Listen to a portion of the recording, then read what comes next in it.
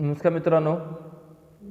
मागच्या व्हिडिओमध्ये आपण बघितलं होतं की limit state of collapse in flexural assumptions आपण बघितले होते आणि त्यामध्ये आपला लास्ट पॉईंट आपला जो होता तो कोल्ड वेदर डिफॉर्म बार्सचा होता. त्यामध्ये आपण आपला जो 415 आणि 500 स्टीलसाठी ग्रेडसाठी आपण कर्व कसा फॉर्म होणार आहे आणि त्याच्या व्हॅल्यू कशा येणार आहे, स्ट्रेसच्या व्हॅल्यू काय येणार आहे, स्ट्रेनची व्हॅल्यू काय येणार ते आपण बघायचं होतं. ते आता आपण ह्यामध्ये बघणार आहोत. त्यापूर्वी आपण स्ट्रेस अँड स्ट्रेन रिलेशनशिप बघणार आहोत. त्यामध्ये आपण स्ट्रेस स्ट्रेन बघताना कॉन्क्रीटचं आणि स्टीलचं आपलं काय रिलेशनशिप आहे ते आपल्याला ह्यामध्ये बघायचं आहे. ओके, त्यामध्ये फर्स्ट पॉईंट आपला जो दिलेला आहे त्यामध्ये काय दिलेला आहे, कॉन्क्रीट दिलेला आहे. ओके, त्यामध्ये काय दिलं आहे, first the curve from 0 strain to 0.002 strain is parabolic and the thereafter from 0.002 to 0.0035 strain is the stress is constant. Okay, जे तुम्हाला मागच्या वेळेला मी सांगितलं होतं की तुमचा जो ग्राफ तयार होणार आहे, म्हणजे स्ट्रेस स्ट्रेन कर्व तुमचा जो ग्राफ तयार होणार आहे तो कसा होणार आहे, हे तुमच्या रेक्टँगल पॅराबोलिक शेपमध्ये तयार होणार आहे, रेक्टँगल शेपमध्ये तुमचा तयार होणार आहे.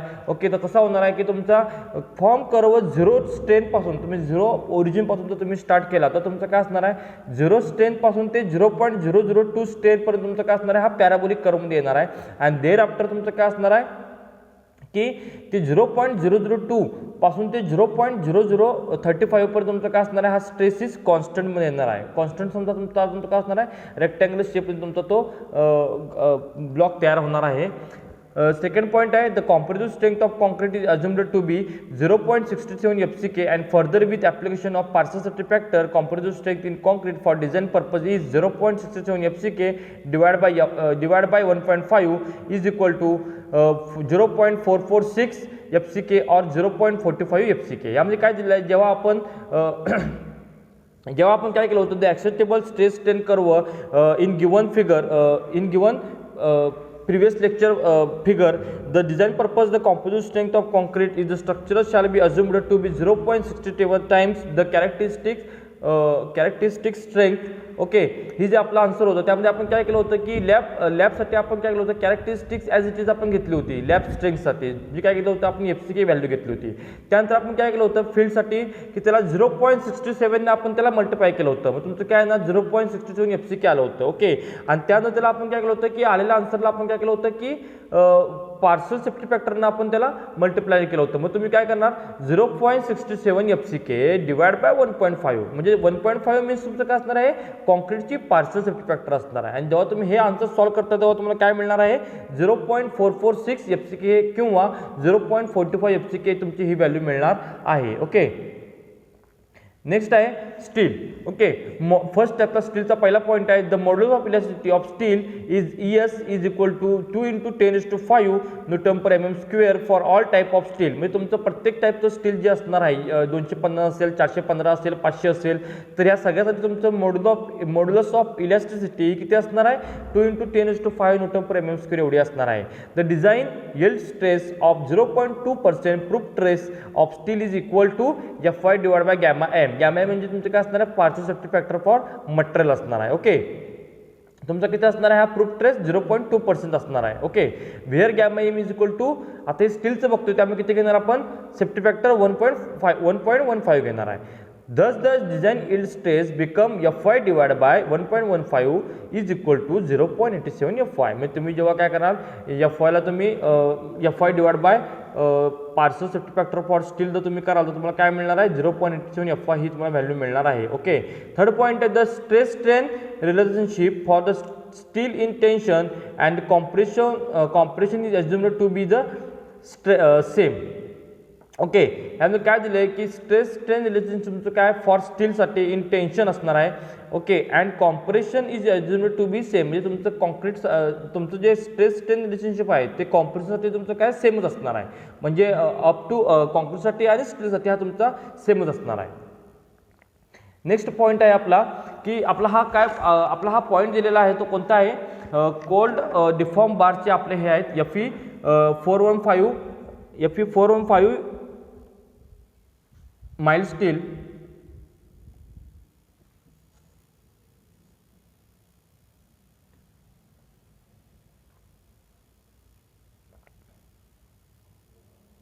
Okay, mild steel next point आहे mild we find that the stress is proportional to the strain up to yield point thereafter the strain increases at the constant stress. Okay, हे explain केलेलं आहे मागच्या वेळेला. Cold deform steels Fe415, sorry इथं चुकून झालेलं आहे थोडंसं, इथं करेक्शन करा तुम्ही सगळ्यांनी. इथं तुमचे 400 इथं करेक्शन केलेलं आहे. इथं काय येणार आहे तुमचं 415. ओके, ही व्हॅल्यू इथे येणार आहे. Cold deform of steel Fe415 and Fe500. तुम्हाला काय दिलेलं आहे स्ट्रेस अँड इनइलॅस्टिक स्ट्रेंथ तुमची व्हॅल्यू दिलेली आहे, जी आपण मागच्या डायग्राममध्ये बघितली होती. जर तुमचा 0.80 Fy जर तुमचा स्ट्रेस असेल तर इनइलॅस्टिक स्ट्रेंथ तुमचं किती असणार आहे 0 असणार आहे. कारण तो ओरिजिनपासून स्टार्ट होणार आहे. सेकंड आहे तुमचा 0.85 Fy तुमची जर स्ट्रेस असेल तर तुमचं स्ट्रेंथ किती असणार आहे 0.001 असणार आहे. नेक्स्ट 0.90 Fy तुमचं जर स्ट्रेस असेल तर तुमचं स्ट्रेन किती असणार आहे 0.003 असणार आहे. 95 Fy तुमचं किती असणार आहे 0.007 असणार आहे. 0.975 Fy तुमचं स्ट्रेस असेल तर तुमचं किती असणार आहे इनइलॅस्टिक स्ट्रेंथ 0.00110 असणार आहे.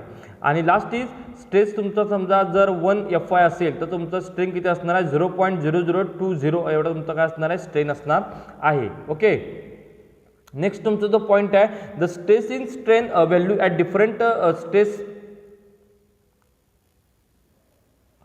the stress and strain value at different stress level as shown in below table for steel at Fy is equal to 415 and Fy is equal to 500 MPa or Newton per mm square. Okay, ह्या तुमच्या value कुठल्या आहेत की steel चे तुम्हाला ह्यात stress and स्ट्रेनच्या different ग्रेड्सच्या value दिलेल्या आहेत. ओके, तर आपल्याला काय करायचं आहे की FYD इथं पुढे दिलेला आहे बघा एक पॉईंट.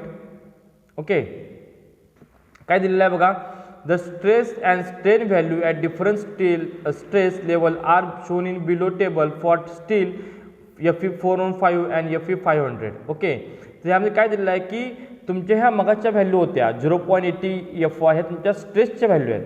ह्या तुमच्या कुठल्या व्हॅल्यू आहेत सगळ्या ह्या तुमच्या स्ट्रेसच्या व्हॅल्यू आहेत.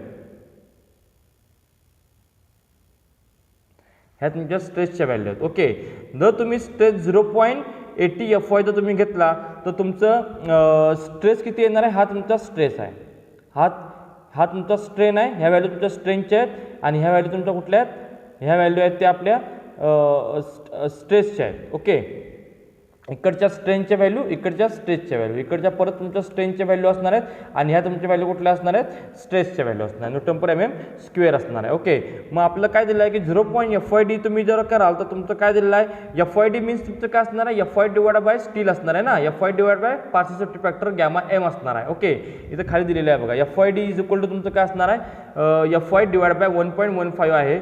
जर तुम्ही 0.80 जर तुम्ही 0.80 जर तुम्ही केला 0.80 इंटू FYD ही व्हॅल्यू जर तुम्ही केला तर किती आहे ती 0.87 इंटू Fy मीन्स 415. ओके, जर तुम्ही हे आन्सर केला तर तुम्हाला आन्सर किती मिळणार आहे 288.7 हे आन्सर मिळणार आहे. ओके, तुम्हाला सेकंड ही व्हॅल्यू काढायची आहे. ओके, ही किती काढणार तुम्ही 0.85 तर काय येणार 85 येणार. 85 इंटू 0.87 इंटू 415 हे तुम्ही जेव्हा कराल तुम्हाला 306.7 ही तुम्हाला व्हॅल्यू मिळणार आहे. आणि ह्या व्हॅल्यू तुमच्या कशा काढलेल्या आहेत by interpolation method. Linear interpolation may be done for intermediate values. Okay, मी ह्या इंटरपोलेशन मेथडने ह्या व्हॅल्यू काढलेल्या आहेत. ओके, असं आपल्याला काय करता येईल हे ह्या स्टीलच्या व्हॅल्यू स्ट्रेस अँड स्ट्रेनच्या व्हॅल्यू ॲट डिफरंट ग्रेडच्या काढता येणार आहेत. ओके, तर ह्यामध्ये ह्या व्हॅल्यू जसं आपण काढल्या तसं आपण ह्या पण व्हॅल्यू आपल्याला काढता येतात. ह्याचं काढणार आपण 0.80 FYD मीन्स तुमचं काय असणार आहे 0.87 Fy. मग तुम्ही 0.80 इंटू 0.87 इंटू Fy तुम्ही किती घेणार आहे 500 घेणार आहे. 500 जर तुम्ही केला तुम्हाला ही व्हॅल्यू मिळणार आहे. ओके, ही आपल्या व्हॅल्यू ह्यामध्ये कन्सिडर व्हॅल्यू मिळणार आहे. ओके, असं आपण प्रत्येकाचं काढू शकतोय. ओके, नेक्स्ट आपला आहे टाईप्स ऑफ सेक्शन आहे. टाईप्स ऑफ सेक्शनमध्ये आपल्याला नेक्स्ट आपल्याला जे आपण ॲनालिसिस जे करणार आहोत ते ॲनालिसिस करताना आपला टाईप 1 टाईप 2 चे 2 आपले टाईप आहेत. त्या टाईपमध्ये आपल्याला म्हणजे एक्सयू काय एक्सयू मॅक्स मोठा आहे. ओके, हे आपल्याला जर फाइंड आउट करायचं असेल तर आपला टाईप ऑफ सेक्शन माहिती असणं गरजेचं आहे. Type of section total 3 type आहे. त्यातला पहिला पॉईंट आहे की बॅलन्स सेक्शन आहे, सेकंड पॉईंट आहे अंडर एम्पोजमेंट सेक्शन आहे आणि थर्ड पॉईंट आहे ओव्हर एम्पोजमेंट सेक्शन. ह्याचे आपले 3 टाईपचे हे टाईप्स आहेत. ओके, त्यापैकी आपला जो पहिला पॉईंट आहे तो आपल्याला यामध्ये बघायचा आहे. तर टाईप ऑफ सेक्शन आपलं जे आहे त्यामध्ये आपण बघणार आहोत balance section, under reinforcement section, over reinforcement section. Okay, त्यातला पहिला पॉईंट आपला जो असणार आहे तो इथं मी खाली बॅलन्स सेक्शन असणार आहे. त्यामध्ये मी खाली तुम्हाला एक डायग्राम शो केलेली आहे. ते डायग्राम पहिल्यांदा व्यवस्थित बघून घ्या. काय दिलेलं आहे, B is equal to breadth आहे, D is equal to depth आहे. डेप्थ तुमची असणार आहे आणि तुमचं न्यूट्रल ॲक्सिस जे तुमचं बरोबर गेलेलं आहे बघा, N A means neutral axis, critical neutral axis असून त्याला आपण नाव दिलेलं आहे. ही पहिली डायग्राम आहे तुमची कोणती आहे, बॅलन्स सेक्शन ऑफ बीम आहे. ओके, सेकंड डायग्राम आहे ते कोणती आहे आपली बॅलन्स सेक्शन आहे. थर्ड डायग्राम आहे ते कोणती आहे, अंडर एम्पोजमेंट सेक्शन आहे आणि फोर्थ डायग्राम आहे ते आपली ओव्हर एम्पोजमेंट सेक्शन आहे. ओके, ह्यामध्ये आपल्याला काय बघायचं आहे की ह्या 3 डायग्रामचे आपल्याला बॅलन्स सेक्शन म्हणजे काय, ओव्हर एम्पोजमेंट सेक्शन म्हणजे काय किंवा अंडर एम्पोजमेंट सेक्शन म्हणजे काय ते आपल्याला पहिल्यांदा बघायचं आहे. फर्स्ट काय, I will be discuss by one by one. First is a balance section. Balance section म्हणजे काय की failure occurs by yielding of steel and concrete simultaneously. Okay, and second is under reinforcement. Under reinforcement म्हणजे काय की एक्सयू less than XU max किंवा तुमचं E belong to S less than greater than E belong to S Y. Okay, म्हणजे काय दिलेलं आहे की the tensile strain in steel reaches yield value before strain concrete. Okay, आणि थर्ड वन तुमच्या इथे कोणत्या ओव्हर एम्पोजमेंट सेक्शन आहे. त्यामुळे काय दिलेलं आहे की एक्सयू ग्रेटर दॅन एक्सयू मॅक्स आहे. म्हणजे तुमचं एक्सयू हा मोठा असणार आहे एक्सयू मॅक्सपेक्षा. ओके, त्यात काय दिलेलं आहे, concrete lets crush before welding of steel. Okay, हे आपल्या ह्यामध्ये दिलेलं आहे. तर ह्यामध्ये आपण बघताना वन बाय वन आपण डिस्कस करून हे आपण बघूया. तर पहिला आहे आपला section of beam, second balance section, third under reinforcement, over reinforcement. ह्यामध्ये खाली काय दिलेलं आहे बघा, आपल्या स्ट्रेंथच्या व्हॅल्यू दिलेल्या आहेत. काय दिलेलं आहे, E belong to S U in bracket is equal to 0.002 plus 0.87 FY ES. Okay, bracket complete. Okay, that means काय की XU is equal to XU max समजा तुमचं असेल तर तुमचं काय असणार आहे ते बॅलन्स सेक्शन असणार आहे. म्हणजे तुझा काय हा तुमचा जो कॉर्नर आहे. ओके, म्हणजे तुमचा ट्रायंगल आहे, हा ट्रायंगल आणि खालचा ट्रायंगल हे तुमचे काय एकाच शेपमध्ये तयार होतात. म्हणजे त्याचा वरची साईज आणि खालची साईज म्हणजे सेम असणार. तुमचा जो न्यूट्रल ॲक्सिस आहे तो तुमचा बरोबर सेंटरपासून जाणार आहे, त्याला आपण काय म्हणतोय बॅलन्स सेक्शन असं म्हणतोय. सेकंड आहे आपला under reinforcement section. Okay, under reinforcement section म्हणजे तुमचं काय असणार आहे की E belong to S U greater than 0.002 plus 0.87 FY divide by ES. Okay, bracket complete. आणि लास्ट वन आहे तो कोणता आहे, over reinforcement. E belong to S U less than in bracket 0.002 plus 0.87 FY ES. Okay, तर ह्यामध्ये आपल्याला बघायचं आहे अंडर एम्पोजमेंट सेक्शन म्हणजे काय. ओके, फर्स्ट काय आपलं अंडर एम्पोजमेंट सेक्शन आपण म्हणजे आपला हा सेक्शन जो आहे हा आपला सेक्शन बघायचा आहे स्टार्टिंगला. ओके, हा सेक्शन आपल्याला इथं बघायचा आहे.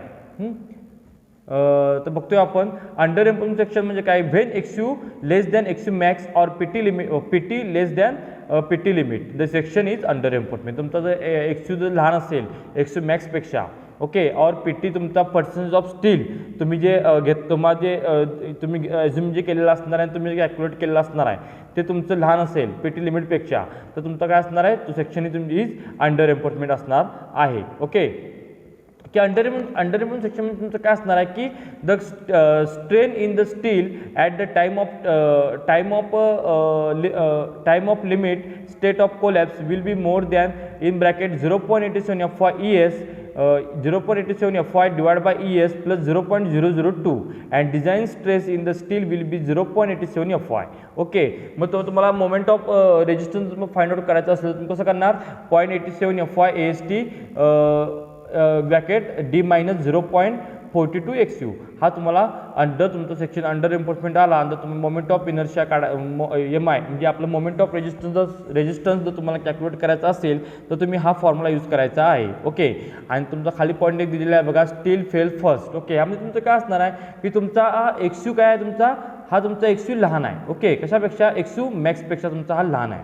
तर तुमचं काय असणार आहे की तुम्ही ज्या त्याच्यावर लोड आपण अप्लाय करू तसं त्याला काय होणार आहे, तुमचं स्टार्टिंगला स्टील तुमचं फेल होणार आहे. Okay, and then concrete is fail. Okay, तुमचं अंडर एन्फोर्समेंट असेल तर तुमचं काय असणार सेक्शनमध्ये तुमचं पहिल्यांदा की स्टील तुमचं पहिल्यांदा फेल होणार आहे. This called as under enforcement section. Okay, second point आपला आहे तो कोणता आहे बघा, बॅलन्स सेक्शन आहे. ओके, तर बॅलन्स सेक्शन म्हणजे काय, कॉन्क्रीटमध्ये स्ट्रेस किती असतो आपला 0.035 अँड स्टील किती असतो आपला 0.002 प्लस 0.87 FyES ही व्हॅल्यू असेल तर तो काय असणार आहे, बॅलन्स सेक्शन आहे. That is concrete is maximum strain and still is yield strain जर आले तर तो बॅलन्स सेक्शन असणार आहे. म्हणजेच तुमचं काय, आणि की the neutral axis will be at the centre of the section. Upper portion of strain diagram showing a strain is generated in concrete and bottom portion of strain diagram strain generated in steel member. Okay, बॉटमचा portion आपला steel असणार आहे, टॉपच्या portion मध्ये काय असणार आहे, showing काय दिलेला आपण कॉन्क्रीटचा पोर्शन असणार आहे. ओके, ते सांगितलेलं आहे the maximum strain generated in concrete is 0.0035 and maximum strain or ultimate strain in steel is E belong to SU is equal to 0.87 Fy divided by ES plus 0.002. Okay okay, असं आपण दिलेलं आहे. त्यामध्ये काय दिलेलं आहे की ही आपली कसली व्हॅल्यू असणार आहे, 0.0235 कसली व्हॅल्यू असणार आहे, कॉन्क्रीटची व्हॅल्यू असणार आहे स्ट्रेनची, आणि स्टीलची किती असणार आहे 0.87 Fy divide by ES plus 0.002 ही व्हॅल्यू आपली असणार आहे. आणि जर तुम्हाला that the maximum strain in the concrete and steel reach their maximum value simultaneously at the same time and the section is preferred to as the balance section or critical section. म्हणजे तुमचं काय असणार आहे यामध्ये की simultaneously तुमचं काय असणार आहे यामध्ये सेम टाइमला तुमचं मॅक्झिमम व्हॅल्यू क्रिएट होणार आहे. सायमल्टेनियस तुमच्या दोन्ही व्हॅल्यू या काय होणार तुमच्या क्रिएट होणार आहेत. म्हणजे तुमचं काय XU is equal to XU max हे तुमचं क्रिएट होणार आहे. मग तुमचं XUची व्हॅल्यू आणि XU मॅक्सची व्हॅल्यू जर तुमची सेम असेल किंवा तुमची PT और PT लिमिटची व्हॅल्यू जर तुमची सेम असेल तर तुमचं काय असणार आहे ह्यामध्ये की तो बॅलन्स सेक्शन असणार आहे. आणि बॅलन्स सेक्शन जर तुम्हाला मोमेंट ऑफ रेजिस्टन्स जर तुम्हाला कॅल्क्युलेट करायचं असेल, MU लिमिट जर तुम्हाला फाइंड आउट करायचं असेल तर तुम्ही कसं कराल 0.36 XU max divide by D in bracket 1 minus 0.42 XU max divide by D bracket complete into BD square. इथे BD स्क्वेअर आहे. ओके, ही तुमची व्हॅल्यू असणार आहे. ओके, तर आपला थर्ड पॉईंट आपला कुठला असणार आहे, ओव्हर एन्फोर्समेंट सेक्शन हा आपला थर्ड पॉईंट आहे. When XU greater than XU max or PT greater than PT limit, the section is over enforcement. Since the amount of steel is more than that balance section, the strain will be reached its ultimate value 0.0035 and the strain in steel will be remains less than yield value. Okay, so we can say that when we design the section is under enforcement and under enforcement section and steel is fail first than that concrete one. Okay, म्हणजे तुमचं काय असणार आहे यामध्ये की steel तुमचं पहिल्यांदा काय होणार आहे सेक्शनमध्ये स्टील फेल होणार आहे आणि दॅन तुमचं कॉन्क्रीट नंतर तुमचं हे फेल होणार आहे. का, कारण why steel is a ductile material आहे. Okay, so it will be give sufficient working before the failure. Okay, sufficient warning before the failure. Okay, असणार आहे. त्यानंतर तुमचं काय असणार आहे ओव्हर एन्फोर्समेंट म्हणजे तुमचं काय असणार आहे की तुमचं स्टार्टिंगला तुमचं जे स्टील आहे ते तुमचं पहिल्यांदा फेल होणार आहे. स्टील तुमचं पहिल्यांदा फेल होणार आहे, नंतर तुमचं काय असणार आहे कॉन्क्रीट तुमचं जे असणार आहे ते तुमचं फेल होणार आहे. ओके, तर हे आपले काय असणार आहेत तीन आपले हे सेक्शन आहेत. त्यातला पहिला आहे बॅलन्स सेक्शन, सेकंड आहे ओव्हर एन्फोर्समेंट सेक्शन आणि थर्ड तुमचा आहे असणार तो कोणता आहे ओव्हर एन्फोर्समेंट सेक्शन. आणि ह्या तिन्ही तुमच्या सेक्शनवर तुमचं काय डिपेंड राहणार आहे की तुमचे जे ॲनालिसिसचे प्रॉब्लेम तुमचे जे आहेत. ओके, ज्यामध्ये आपल्याला XU आणि एक्स मॅक्स आपल्याला फाइंड आउट करायला लागणार आहे. तर त्यामध्ये आपल्याला ते फाइंड आउट करण्यासाठी फाइंड आउट करून झाल्यानंतर सेक्शन आपल्याला जर ओळखायचं असेल, सेक्शन अंडर एम्पोसमेंट आहे, ओव्हर एम्पोसमेंट आहे की बॅलेन्स सेक्शन आहे, हे आपल्याला ओळखायचं असेल तर आपल्याला ह्या तिन्ही टाईपचे सेक्शनची गरज लागणार आहे. ओके, नेक्स्ट लेक्चरला आपण काय करणार आहोत, पूर्णपणे टाईप ॲनालिसिसचे प्रॉब्लेम आणि आपल्या डिझाईनचे प्रॉब्लेम आपण बघणार आहोत. ॲनालिसिसचे 2 टाईप आहेत आणि डिझाईनचे 2 टाईप आहेत आपल्याला, ते मी तुम्हाला शेअर करेन, ते तुम्ही व्यवस्थित बघून घ्या. Okay, thank you very much all of you.